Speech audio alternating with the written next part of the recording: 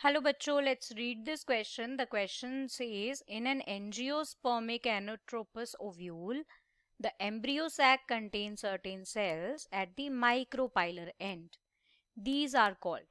मतलब कि एंजियोस्पर्म्स के एनाट्रोपस ओव्यूल में एम्ब्रियो सैक में कुछ सेल्स होते हैं माइक्रोपाइल एंड की तरफ.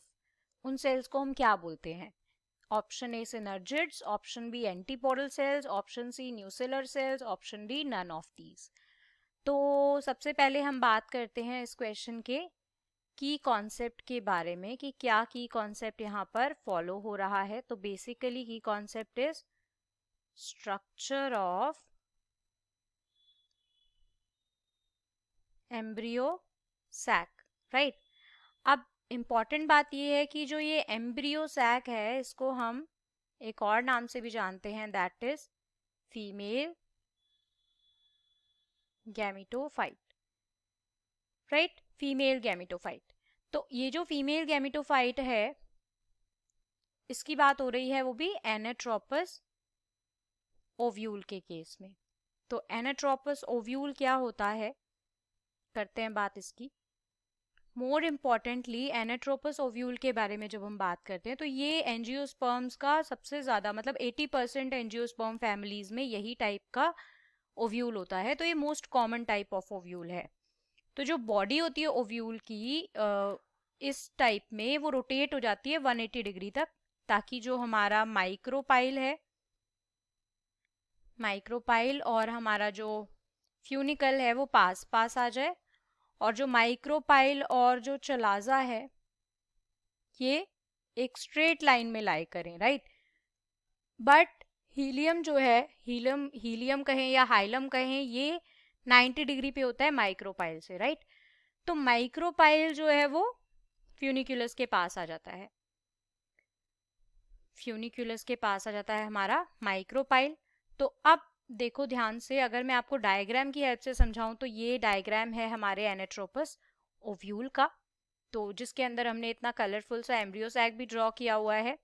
तो अब ध्यान से देखो कि इसमें ये वाला जो हिस्सा है इट इज दी चलाइजा, राइट.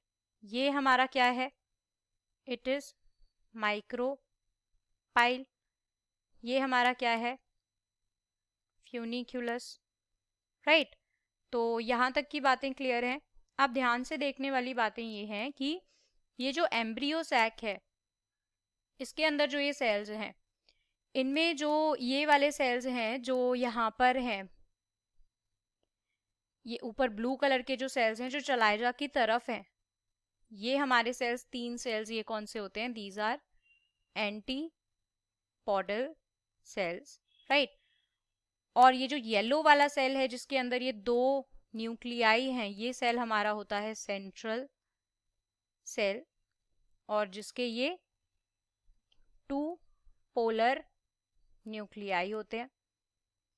फिर आता है हमारा ये एग अपैरेटस पूरा, जिसमें हमारा एक एग सेल है और साथ में 2 सिनर्जिड्स होते हैं. तो हम कह सकते हैं कि इनको कंबाइंडली हम क्या कहते हैं, एग अपैरेटस, राइट. तो अब देखो यहाँ पर ये वाला जो हिस्सा है जहाँ पर ये एरो है, ये हमारा होता है न्यूसेलस. तो ये न्यूसेलस तो हमारा चलाइजा के पास है, तो न्यूसेलर सेल्स तो आंसर नहीं हो सकता माइक्रोपाइल की तरफ.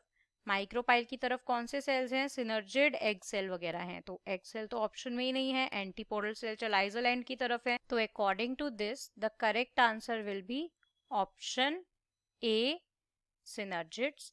I hope you understood it well. Best of luck. Thank you.